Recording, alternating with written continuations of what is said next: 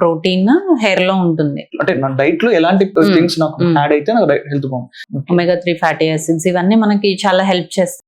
Hello ma'am, hello అండి. Food diet గురించి మనం ఇందాక చెప్పినప్పుడు మార్నింగ్ లో నాకు ఎట్లాంటి డైట్ ఉంటే నా హెయిర్ హెల్తీగా ఉంటుంది, ఆఫ్టర్నూన్ నాకు ఎట్లాంటి డైట్ అంటే నా డైట్ లో ఎలాంటి థింగ్స్ నాకు యాడ్ అయితే నాకు హెల్త్ బాగుంటుంది, నైట్ ఎట్లాంటి ఉంటే బాగుంటుంది.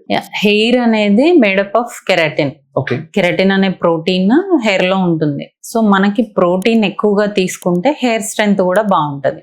కానీ ఓన్లీ ప్రోటీనే తినడం వల్ల అదర్ ప్రాబ్లమ్స్ వస్తాయి కదా, ఇండైజెషన్ వస్తుంది, మనకి పొట్ట నొప్పి వస్తుంది, ఎక్కువ తినలేము. సో దానితో పాటు కొంచెం ఫ్యాట్, కొంచెం ఫైబర్, పిఎఫ్ఎఫ్ డైట్ అంటారు కదా, బ్రేక్ఫాస్ట్ లో పిఎఫ్ఎఫ్ ఉండాలి. అంటే ప్రోటీన్, ఫ్యాట్, ఫైబర్.